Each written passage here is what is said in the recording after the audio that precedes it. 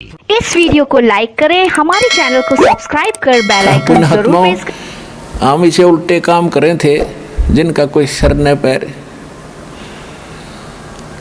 अब ये बातें पुणात्माओं आम समाज में कही जाते ने सोचा भाई ये बकवाद करे सारी, लेकिन हम सारी साची कहें, भगवान ने कही हुई हम कह रहे हैं, हम इसमें कोई अपना मिक्स नहीं कर रहे दास।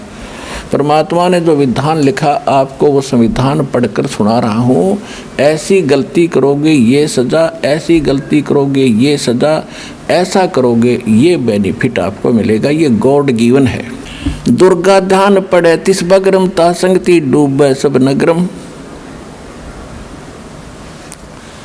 अब क्या बताया है कि जिस बगड़ में, बगड़ मीन मोहल्ले में, जिस कॉलोनी में इस दुर्गा का जागरण होता हो, कहते हैं उसकी संगत में वह सारी कॉलोनी डूबेगी, सारी का नाश होगा। कैसे? अपने आत्माओं, आत्मा परमात्मा के लिए भटक रही है और इसको जरा सा भी कोई कहीं से संदेश भगवान की चर्चा होती है, चाहे कसाई भी क्यों ना हो, गलती से वो गलतियां कर रहा है बेचारा, तो उसकी भी आत्मा फड़क जाती है और भी ज्ञान सुनने को बैठ जाता है। और जैसा वो सामने वाला गुरु है, क्योंकि भगवान की चर्चा तो आत्मा को चाहिए, इसकी खुराक है, आहार है, उस बिना यह रह नहीं सकती। अब इस ये नकली एजेंट भेज रखे काल के, उन्होंने ज्ञान गलत बता दिया, उन्होंने गलत ज्ञान मान लिया। तो कहते हैं दुर्गा ध्यान पड़े तिस बगड़म और ता संगति डूबे सब नगरम। कैसे? ये क्या करते हैं, बड़ी सुरीली आवाज़ का गायक लावेंगे और तबले तबले सारंगी सुरंगी बांध गए और खूब पूरा फंड करेंगे और सारी रात गावेंगे, अगले बोलो जय माता दी, पिछले बोलो जय माता दी, मैं नहीं सुनिया जय माता दी। एक समय पहले हमारी संगत स्टार्ट करी थी, थोड़े थोड़े भगत थे। हमारा एक भक्त है, वो अब यहाँ भी आता है सेवा में, आया हुआ शायद आदमी। हम उसके घर से आ रहे थे शाम के समय, शाम में उसने खाना बना लिया, मैं वहाँ चला गया, हम 2 जने थे। तो वहाँ से फिर मैं चल पड़ा, मैंने कहा ये क्या हो रहा सोर यहाँ पर साथ में? कहने लगा यहाँ एक दुर्गा उसका जागरण हो रहा है माता का। और हम चल पड़े, उससे थोड़ी दूर आगे चल के ही किसी के घर में आंगन में उसका वो लगा रखी थी कनात सी, उसमें ऊपर का सीलिंग बांध रखी थी, टेंट सा वहाँ कर रहे थे वह। तो उसमें क्या कर रहा, वो जागरण करने वाला एक व्यक्ति ला रखा, उसका अलग से एक टेंट में अलग सा उसका कमरा बना रखा सीलिंग तक, और वो सुना रहा उन्हें माता के गीत गात से गावे। और वहाँ मैं नहीं सुनिया न्यों करता करता वो अंदर चला गया अपने खोखे में, और वो गाँव गीत मैं नहीं सुनिया जय माता दी, तू नहीं सुनिया जय माता दी। तो हमने उसमें क्या देखा, एक सीलिंग के बीच का थोड़ी सी जगह थी, क्यों इधर किस लिए आ गया। उसने क्या किया, एक शराब की बोतल में तो कुछ शराब डाली, एक थोड़ी सी कोई ड्रिंक डाली वह ठंडी लिमका और मार के घुटी, अनुगा मैं नहीं सुनिया मैं तन्ने कहाँ सुना था तो मैं अभी तेरे को तो सुनना ही नहीं, क्यों तू तो टिट्टी हो गया, टन होगी खोपड़ी तेरी। मारे तो रुके अगले पिछले मैं नहीं सुनिया जय माता दी, मैं नहीं सुनिया, अगले बोलो पिछले बोलो। तो कहने का भाव ये है कि उनके उन सुरीली आवाज़ ने, उनकी तड़क भड़कने देख के तो आम आदमी प्रभावित हो जाता है। और कितनी अच्छी बात बता रहे हैं, कितना अच्छा सुरीली आवाज़ से भगवान का गुण गा रहे हैं। तो कहते हैं वो सारे ही सारे वहाँ के लोग उससे प्रभावित हो जाते हैं। फिर कहते हैं अगली बार हम कराएंगे, अगली बार हम कराएंगे, अगली बार हम कराएंगे। यानी उस देखा उस कुएं में उस भेड़ की तरह वो सारे गिर जाएंगे। इसलिए कहा कि दुर्गा ध्यान पड़े तिस बगड़म ता संगति डूबे सब नगरम। सारा तो ऐसे देखा देखी हम अच्छे मार्ग पर लगते हैं, देखा देखी हम गलत मार्ग स्वीकार कर लेते हैं। तो ये सूक्ष्म वेद में बताया है कि जो करवा चौथ का व्रत रखते हैं और जो उनके लिए जो कहानी कहते हैं वो दोनों की दोनों गधी की योनि में जाऊंगी अगले जन्म में, जब संत नहीं मिले थे। अब क्या बताते हैं परमात्मा, दास के पास एक बहन लाई, अपनी बहन ने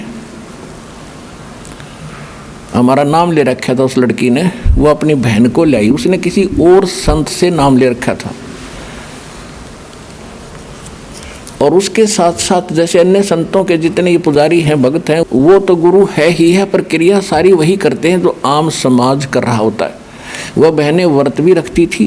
किसका व्रत रखती थी? संतोषी माता का, शुक्रवार का। और जब उसकी बहन ने जहाँ नाम ले रखा था, वो उसको साथ लाई थी कि आप वहाँ से नाम ले लो हमारे गुरु जी के पास से। आपका उसका पति शराब पिया करता, और शराब पीकर रोजाना पिटाई करना, घर से बाहर खड़ी कर देना, आप कुंडी ला के सो जाना, ये तकरीबन रोज का ड्रामा था उसका। इस दुख से के निवारण के लिए वो बहन लेकर आई इसको वहाँ पर, इस दास के पास। तो मैंने उसको बताया, बेटी नाम, पहले थोड़ी संगत होती थी, उसको समझा कि दीक्षा से पहले ये नियम सुन ले, कोई व्रत उपवास नहीं करना, अन्य देव की पूजा नहीं करनी, सारी बताई। तो वो कहने लगी, जी मैं तो शुक्रवार का व्रत रखती हूँ, उसका तो दापन करूँगी, फिर देखूँगी, मैं नहीं छोड़ सकती। और उसने अपना दुख बताई दिया था उसकी बहन ने कि इसका पति शराब पीता है, अरिया वहाँ से नाम ले रखी है, और ऐसे ऐसे ये सब क्रिया भी करती है। तो मैंने कहा, बहन पहले ये बता, आप शुक्रवार का व्रत किस लिए करते हो? कि घर में शांति हो। पहले तो आपने शुक्रवार के व्रत की कथा का पता नहीं। उसकी कथा कैसे है?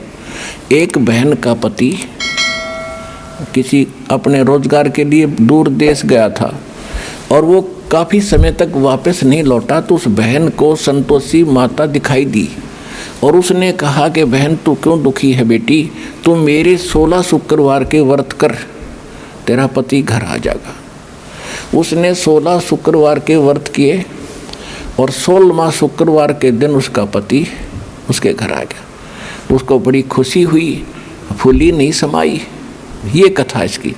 यानी 16 शुक्रवार के व्रत करने से ये बेनिफिट है कि किसी का पति किसी कारण से दूर चला गया हो, घरान की सुध ना रही हो, तो घर आ जा, ये फल हुआ।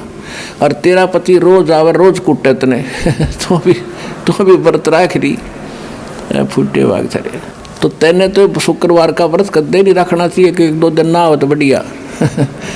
हाँ 2-4 दिन दे ही तो ना टूटे तेरी।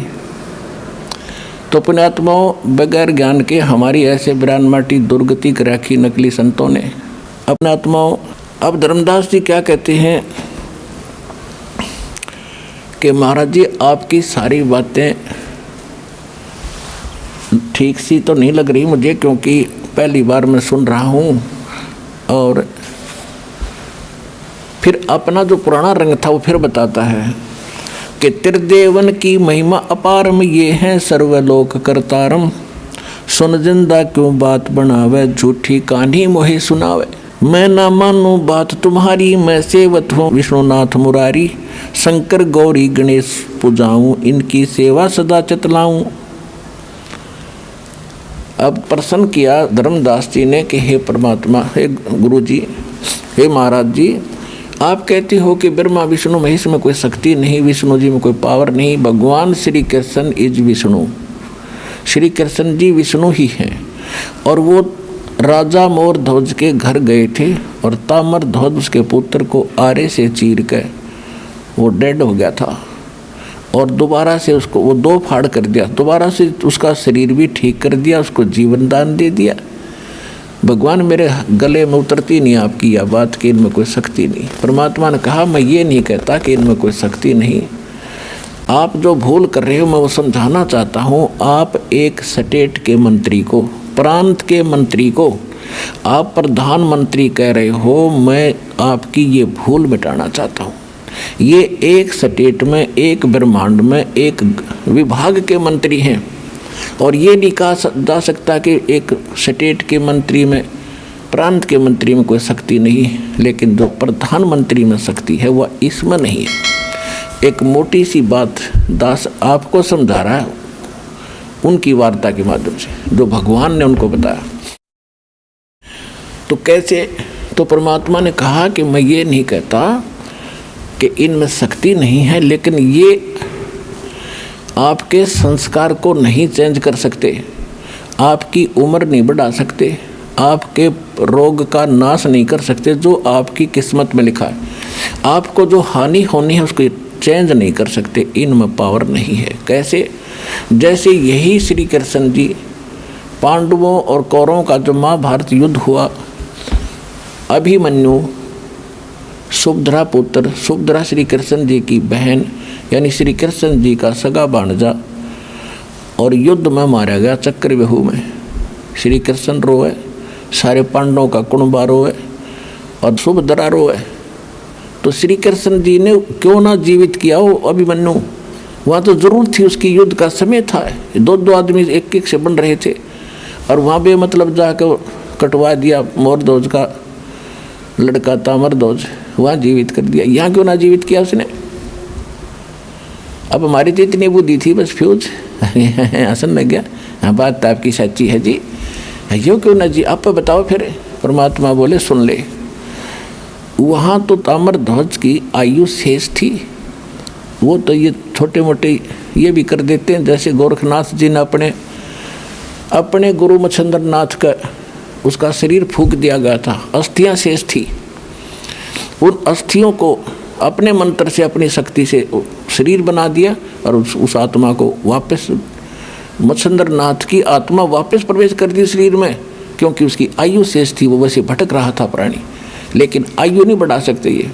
तो यहाँ अभिमन्यु की आयु शेष नहीं थी, उसका जीवन मनुष्य का इतना ही था, श्री कृष्ण नहीं उसको जीवित कर सके। और पूर्ण परमात्मा कहते हैं, तुम कौन राम का जपते जापम, तात कटे न यतीनो तापम। आयु बढ़ाना तो बहुत दूर की बात है, तुम्हारे ऊपर जो संस्कार वश 3 ताप भी, किसी ने श्राप दे दिया, किसी ने भूत की घाल गलवा दी, या कोई और जंतर मंत्र कर दिया, ये भी ना कटे तुम्हारे देवताओं की भक्ति से, वो भी हमारी भक्ति से कटेंगे।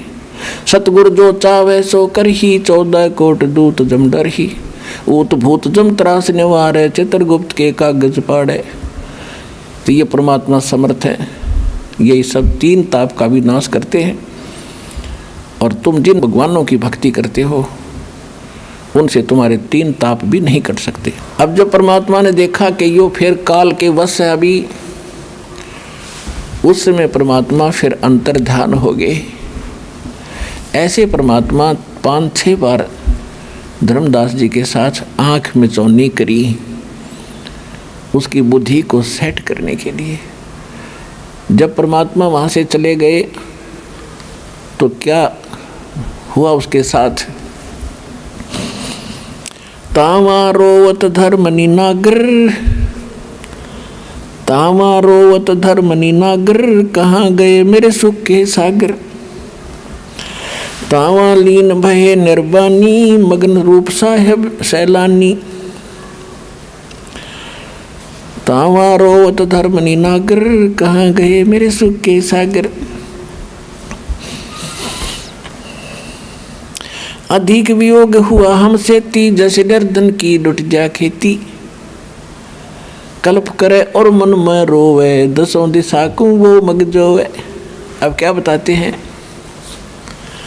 गरीबदास साहिब जी चित्रार्थ कर रहे हैं धर्मदास जी के उस वियोग को। जब तीसरी बार उसने परमात्मा को खो दिया अपनी उस अज्ञान बकवाद के कारण, तावा रोवत धर्मनि नागर, कहाँ गए मेरे सुख के सागर। अधिक वियोग हुआ हमसे ती, जैसे निर्धन की लुट जा खेती। हे भगवान, मेरे साथ तो ऐसी दशा होगी मेरी। हे सुख सागर, हे भगवान, हे सच्चे मालिक, आप कहाँ गए? रोता हुआ कह रहा है। और आज मेरी वो दशा होगी जैसे किसी निर्धन किसान ने 1 वर्ष 6 महीने मेहनत करके कोई खेती तैयार करी और उसको कोई दुष्ट लूट ले जा, तो उसके सामने क्या होता है कि मैं भूखा मरूंगा, मेरे बालक भूखे मरेंगे। हे भगवान, क्या होगा? तो आज दास की वो दशा होगी, आपके साथ वाद विवाद करके आपको खो दिया मैंने, तो मेरी ऐसी दशा होगी जैसे गरीब आदमी की, निर्धन की, और खेती लुट जाए। क्योंकि गरीबदास जी किसान थे और उनका प्रचारक क्षेत्र किसानों में ही ज़्यादा रहा। उनको समझाने के लिए ऐसे ऐसे शब्दों का प्रयोग किया। तावा रोवत धर्मनि नागर, कहाँ गए मेरे सुख के सागर, अधिक वियोग हुआ हमसे ती, जैसे निर्धन की लुट जा खेती। कल्प करे और मन में रोवे, दसों दिशा को वो मग जो है। ऐसी भावनाएं मन में ले आवे, कल्पनाएं करे और रोवे उठ उठ के। कभी ऊपर को देखे, कभी साइड में देखे, कभी इधर देखे, कभी पीछे पीछे मुड़ कर देखे कि कहीं आसपास तो नहीं छुप गए हैं। कल्प करे और मन में रोवे, दसों दिशा को वो मग जो है। हम जाने तुम देह स्वरूपा, हमारी बुद्धि अंधगर कूपा। हे परमात्मा, मैंने तो अपने जैसे शरीर युक्त आपको माना था, हमारी बुद्धि तो झेरा कुआ है, झेरा कुआ। मालिक कैसे रोशनी करोगे हमारे अंदर। इतना ज्ञान समझाया और फिर मुझ नीच ने फिर वही टांग अड़ाई दी रामकृष्ण वाली। हम तो मानुष रूप तुम जाना, हे भगवान अब कहाँ किया पियाना। हमने तो आपको मनुष्य रूप समझा था, हे परमात्मा अब कहाँ प्रस्थान करगी। पियाना मन प्रस्थान। हम तो मानुष रूप तुम जाना, सुन परमात्मा कहाँ किया पियाना। बेग मिलो कर हूँ अपघाता, मैं ना जीवूं सुनो विधाता। कि या तो दर्शन दे दो ना आत्महत्या करूँगा, अब मैं जी नहीं सकता परमात्मा, मेरे से तो गलती हुई सो हुई, आप तो दयालु हो। अगम ज्ञान कुछ मोहे सुनाया, मैं जीवूं नहीं अवगत राया। ऐसा ज्ञान मुझे सुना दिया, अब कैसे जीऊँगा। मैंने अपनी गलती से, अपनी नालायकी से दाता वाद विवाद करके आपको खो दिया। अगम ज्ञान कुछ ऐसा मोहे सुनाया, मैं जीवनी अवगत राया। तुम सतगुण अवगत अधिकारी, मैं ना जाना लीला थारी। तुम अवगत अविनाशी साई, फिर मोको कब मिलो गुसाई। रो रहा खड़ा खड़ा, हे परमात्मा मैं समझ गया आप पूर्ण परमात्मा हैं, आपने ऐसा अंधेरा हटा दिया और अब मुझे कब मिलोगे, कैसे मिलोगे, मुझे संकेत कर दो, नहीं तो मेरे से जिया नहीं जाएगा। अब यहाँ आपको कागे की कथा सुनाते हैं। धर्मदास जी रोते हुए अपने घर आ गए। उसने आना था 3-4 महीनों में, 5-6 महीने में वापस आना था पूरे 68 तीर्थ करके, और वो आ गया 15-20 दिन के अंदर वापस। और इतनी बुरी तरह रो रहा है जैसे बालक, छोटे छोटे बच्चों के माँ बाप दोनों मर जाए, और वो तड़फ तड़फ कर रोया करें, ना बोला जा ना कुछ खाया जा। ऐसी सची थी। मैं आया और फिर अपने घर के निकट आकर तो और बुरी तरह रोने लग गया अपनी पत्नी को देख कर। जाके अपने घर में मुंह के बल गिर के और बुरी तरह रोए, नो पैर पीटे बहुत। हे भगवान, हे परमात्मा कहाँ गए। जैसे आपत्ति में इंसान रोया करता है। उसकी पत्नी हैरान होगी कि क्या बात होगी भगत जी को, ऐसी कौन सी आपदा आएगी। इसी तरह तो कभी मैंने इनको रोते देखा नहीं। वो पास बैठ गई, सांत्वना दे रही है। उसने अपनी सोच से सोचा था कि मैं एक नालायक औरत हूँ, हालांकि इतनी कंजूस नहीं थी, फिर भी वो धर्मदास जी खुले हाथ के थे। जहाँ 10 रुपये दान करने होते वो 100 करा करता, और ये बार बार टोक देती थी जी दान हिसाब का करा करो, बच्चे भी पालने हैं। ऐसे धन लुटाने से तो बड़े बड़े सेठ निर्धन हो जाते हैं। लेकिन उसकी आत्मा नहीं मान्या करती थी। वो कहती थी, फिर भी झिझक जाता था, थोड़े दिन पाछे फिर ऐसे ही करता था। तो ये उसने अपने मन में सोचा, आमनी नाम था, आमनी देवी। आमनी ने अपने मन में सोचा कि मैं कंजूस हूँ और ये जो पैसे रुपये लेकर गया था तीर्थ यात्रा के लिए जेब खर्च, वो किसी ने ठग लिए होंगे, और ये वापस इसका काम अधूरा रह गया, 68 तीर्थ कर नहीं पाया। और अब ये सोच रहा होगा कि मैं जैसे ये कहूँगा कि मेरे पैसे गुम हो गए, किसी ने चुरा लिए, और लेकर जाऊँगा तो यह कलह मचावेगी, यह कलिहारी कलह करेगी। वह बहन अपने आप सोच रही है शायद ये इसलिए रो रहा है, और मैं पाप की भागन बनूंगी इसकी आत्मा दुखा के। तो वह कह रही है जी देखो भगवान ने आपके बहुत धन दे रखा है, लगता है आपके किसी ने पैसे चुरा लिए, जो जेब खर्च था वो किसी ने लूट लिया, कोई बात नहीं आप और पैसे ले जाना। मैं कि मना करूँ आपको, कितना धन पड़ा भगवान ने कितना दे रखे आपके, आप और धन ले जाना, मत रो बता, हम पैसे से थोड़े बने, हमने पैसा कमाया है, ऐसी क्या बात होगी। यानी बहुत सांत्वना वो दे रही है। अब धर्मदास काफ़ी देर रो रहा के फिर उसका मन हल्का हुआ, थोड़ी थोड़ी आवाज़ निकलने लगी।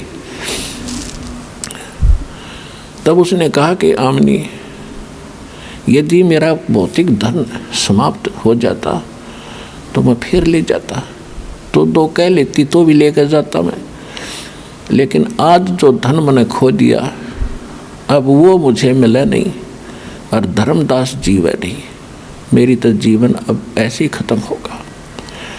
तो आमनी देवी ने कहा कि ऐसा कौन सा धन था जो आपका गुम हो गया। उसने फिर सारी कहानी सुनाई जो परमात्मा के साथ वार्ता हुई थी, रामकृष्ण की सतिथि जो भगवान ने बताई थी, सृष्टि रचना सुनाई थी, वह सारी अपनी पत्नी को सुनाई।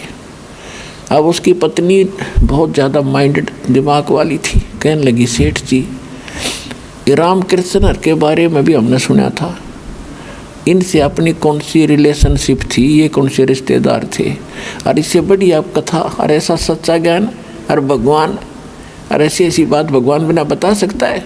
और आप सेठ होकर बिजनेसमैन होकर सौदा चूक गए, कहाँ गई बुद्धि व पत्थर कैसे पड़ गया आपके। तो आमनी मैं इसलिए रो रहा हूँ, धर्मदास बोला, इसलिए रो रहा हूँ कि ज़िंदगी में पहली बार सौदे में घाटा हुआ मुझे, आज तक सौदे में घाटा नहीं हुआ था। और ये घाटा यानी ये हानि अपूर्ति मन होती दिखती नहीं, मैंने 2-3 बार उनके साथ चीटिंग कर दी, अब वो नहीं आएंगे और मैं जीऊँ नहीं। यूँ कह के उसने सारी बात बता के फिर रोने लग गया। सारा दिन में मुश्किल से एक रोटी टूक मुश्किल से खावे फिर रोने लग जावे। पुण्यात्माओं, जब आपको परमात्मा की महिमा का और सतलोक की सतिथि का ज्ञान होगा तो आपकी आत्मा इसी तरह व्याकुल हो जाएगी उस मालिक को पाने के लिए, उस सतलोक में जाने के लिए और जन्म मृत्यु का युग कोड कटवाने के लिए।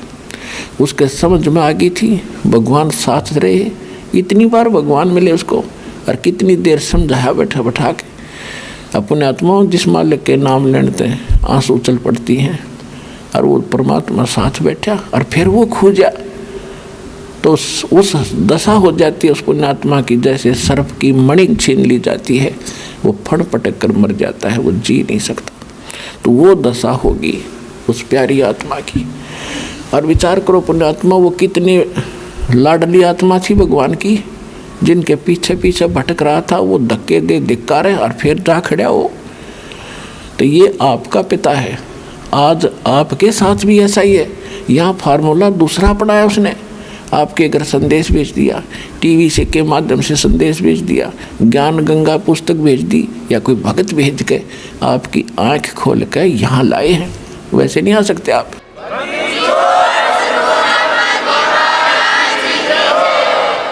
उधर से ऐसे 6 महीने बीत गए धर्मदास जी को। जीर्ण कमज़ोर शरीर हो गया, आंखें लाल होगी, रोजाना रोए, मालिक ने याद करे, एक बार फिर दो दर्शन भगवान। अब 6 महीने अब क्या करता था, सुबह बैठ जा अपने मकान के बाहर और गली में देखता रहे, कोई साधु आवेगा, कोई साधु आता देख जा भगत, उठकर जाकर निकट जाकर पहचानता जाकर उसको, जब वो नहीं मिलते तो वापस आ जाता। एक बार बांधवगढ़ नगर के बाहर कोई संत आकर बैठ गया, उसकी पूरे नगर में बहुत महिमा हुई कि बड़ा विद्वान पुरुष है, बड़ी अच्छी कथा सुनाता है। धर्मदास जी ने सोचा कहीं भगवान आगे हों, दर्शन करके तो आऊँ। तो वहाँ गया, जाकर देखा चेहरा तो नहीं मिल रहा था, फिर भी उसने सोचा हो सकता है भगवान रूप बदल कर भी आ जाते हैं, जैसे वहाँ मुझे मिले थे एक बार। तो उसकी पहचान करने के लिए उसने प्रश्न किया उस महापुरुष से, महात्मा जी से, कि जी ब्रह्मा विष्णु महेश के माता पिता कौन है। इनकी जन्म मृत्यु होती है क्या? तो वो संत जी कहते नहीं नहीं, ये तो अजन्मा है, सर्वशक्तिमान है, सर्वेश्वर है, इनकी कोई मृत्यु नहीं होती, सारी सृष्टि के पालनहार है। उठ कर चल पड़ा, रॉन्ग नंबर, आदमी ठीक हो ना। उठ कर चल पड़ा कि वो संत नहीं है, अगर वो होते तो सुर में बोलते सारी, ये रॉन्ग नंबर। उठ कर आ गया, फिर आकर हो रहा है। ऐसे 6 महीने बिता दिए। अब परमात्मा करते सारे खेल। 6 महीने के बाद उसकी पत्नी में प्रेरणा की दाता ने, उसने पूछा, आमनी देवी ने पूछा धर्मदास जी से कि कुछ तो बताओ मुझे, वो भगवान कैसे मिलेंगे। उस महात्मा ने कुछ तो कहा होगा आपको कि वो कैसे मिलते हैं। फिर धर्मदास जी में चेतना की। अब रामनी देवी कह रही थी कि ऐसे आप रहोगे, कितने दिन जीवोगे, आपकी तो मौत निकट है, कुछ ये तो बता दो। उन्होंने कुछ वार्ता में बताया हो कि भी कैसे मिलते हैं। तो धर्मदास जी ने कहा कि महाराज जी ये कह रहे थे कि जहाँ भी भंडारे, साधु संतों के भंडारे होते हैं ना, मैं वहाँ जाता हूँ और वहाँ फिर भूले हुए व्यक्तियों को, श्रद्धालुओं को जो भगवान के लिए भटक रहे हैं, उनको मैं ज्ञान सुनाया करता हूँ। धर्मदास ऐसे सच्चा ज्ञान सुनाता हूँ, सब जगह जाता हूँ मैं। धर्मदास जी ने कहा कि ऐसे कह रहे थे वो। तो आमनी देवी ने कहा कि आप भी एक भंडारा करते हो 1 दिन का। धर्मदास जी ने 3 दिन का कर दिया, एक दिन में नहीं हो सकता, ना पता लग गए। 3 दिन का करते हो, अब 3 दिन का कर ले।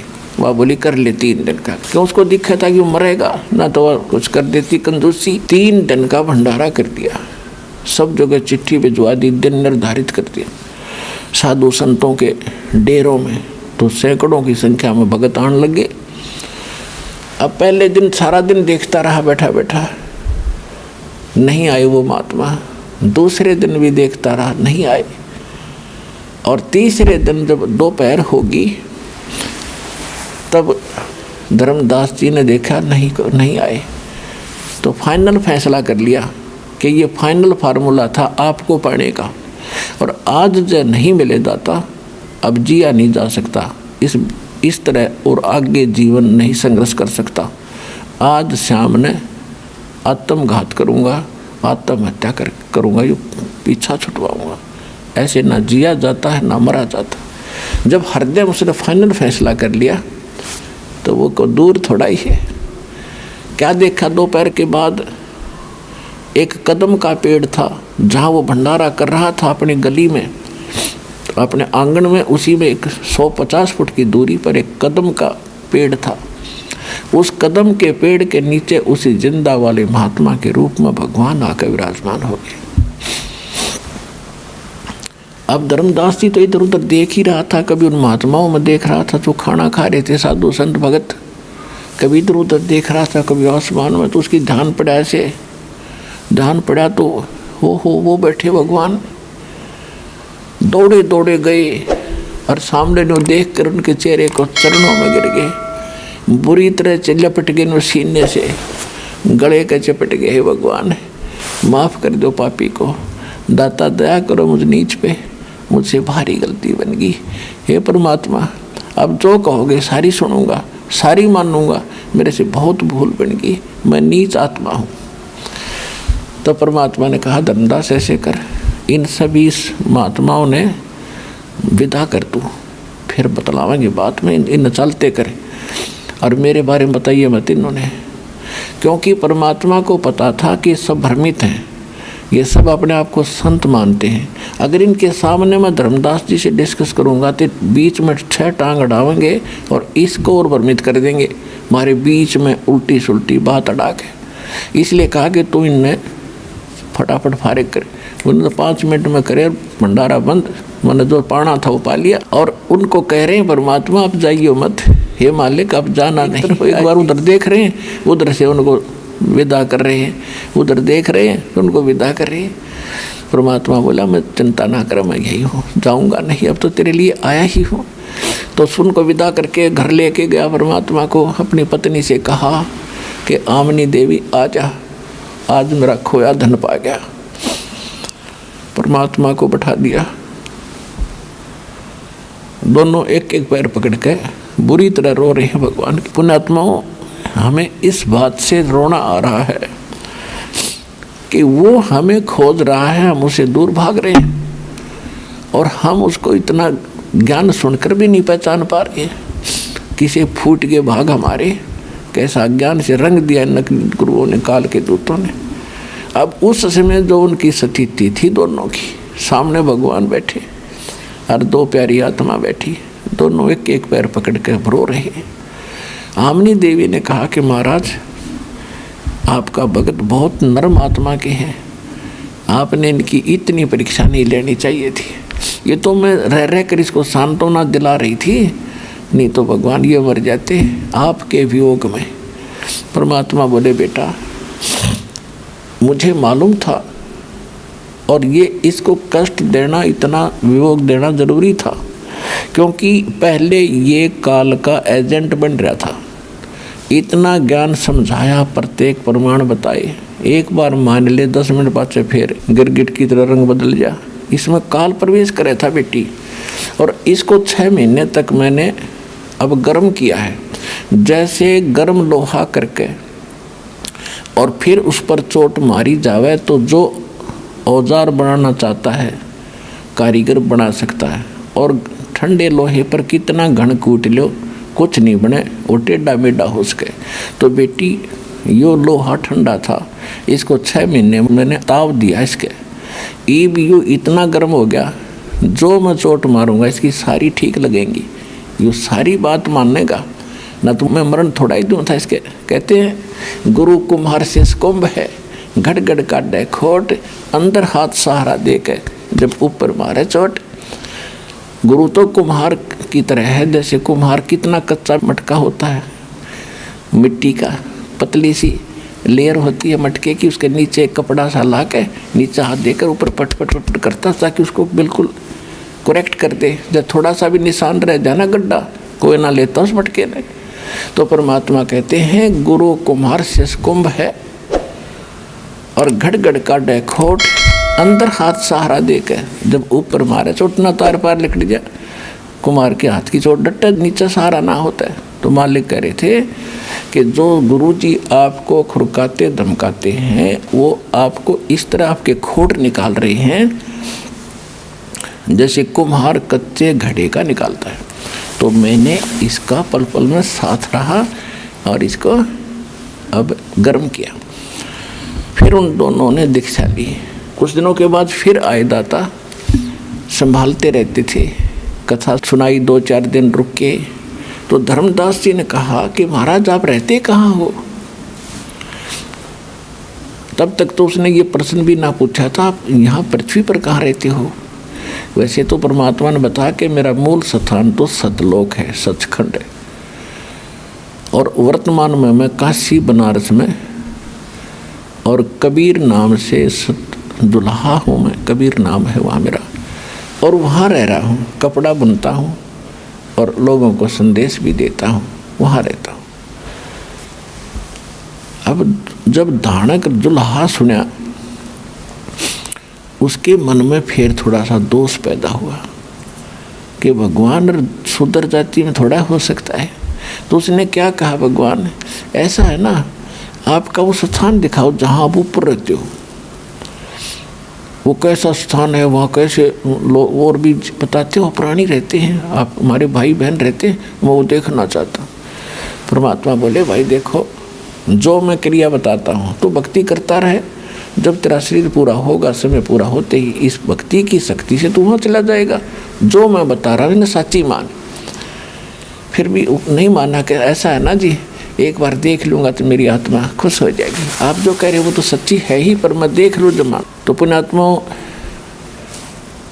परमात्मा ने बहुत मना किया, लेकिन उसने ज़्यादा अब गवाह भी बनाना था दाता ने, और आपके लिए एक उदाहरण देना है कि ऐसे हट करने से कोई युद्ध नहीं होता। अब जैसे कोई बच्चे को कोई कहता है कि बेटा तू जो है ना इंजीनियरिंग कर ले और फिर तू अच्छी पोस्ट प्राप्त कर लेगा, वहाँ नौकरी मिलेगी, और वो लड़का न्यू कहे कि मुझे पहले बताओ कहाँ वो इंजीनियर नौकरी करता है, कौन सी फैक्ट्री में, कैसे क्या क्या काम करता है, कैसी फैक्ट्री है उसकी या कोई अन्य कोई पोस्ट है, तो ये उस मूर्ख की बात होती है। और उसको जो पिता बता रहा है तो उसे विश्वास होता है कि ये ट्रेनिंग कर, और फिर ट्रेनिंग करके तू वो पोस्ट प्राप्त करेगा, तब तुझे लाभ मिलेगा उस इंजीनियरिंग की पोस्ट का। वैसे देख कर धक्के खान का क्या तुक हुआ। तो जो भगवान बता रहे थे उसको कह रहा था, धर्मदास जी को बार बार समझा रहे थे, फिर वो माने नहीं और उनको गवाह बनाना भी जरूरी था, उसमें प्रेरणा भी परमात्मा ही कर रहे थे। तो कहा भाई ठीक है, चल तुझे ले चलता हूँ। परमात्मा उसको सचखंड लेकर गए। वहाँ से परमात्मा निकल गए, धर्मदास एकला बैठा था कि फिर आऊँगा जब करूँगा तेरे से दो बात। पीछे से मालिक आए, उसमें आमनी को दिखाई नहीं दे रहे थे, धर्मदास जी को ओनली दिखे थे, और कहा धर्मदास ले चल तुझे सचखंड दिखाता हूँ। एकदम सतलोक में पहुँच गए और वहाँ जाकर देखा परमात्मा का स्वरूप। ओए होए, अब क्या है कि वहाँ जब एक परमात्मा अन्य रूप में भी रहते हैं, वहाँ से जब धर्मदास जी ने जाकर देखा कि एक परमात्मा ये बैठा जो सिंहासन के ऊपर, उसके शरीर में करोड़ सूर्य मिला दे, करोड़ चंद्रमा, ऐसे एक रोमकूप में इतनी शोभा, इतनी रोशनी, तो पूरे शरीर की कितनी होगी। इतना सुंदर शरीर और इतना तेजों में शरीर देख के धर्मदास जी ने सोचा कि ये है भगवान। और नीचे ये जिंदा रूप में गए थे ना, ये यहाँ के कोई सेवक है। अब परमात्मा जाकर के उस चंवर उठा के और चंवर करने लगे उस दूसरे रूप पर। इतने में वो तेजों में शरीर खड़ा हुआ और सिंहासन पर नीचे से गए थे जो परमात्मा कबीर जुलाहा, वो सिंहासन पर विराजमान हुए, और जो तेजों में शरीर था वो परमात्मा में समा गया। वो दोनों मिलकर एक हो गए, और परमात्मा का वो रूप जो नीचे से गया था जिंदा वाला, वो एकदम प्रकाश युक्त होगा। इस वीडियो को लाइक करें, हमारे चैनल को सब्सक्राइब कर बेल आइकन। इस वीडियो को लाइक करें, हमारे चैनल को सब्सक्राइब कर बेल आइकन जरूर प्रेस करें।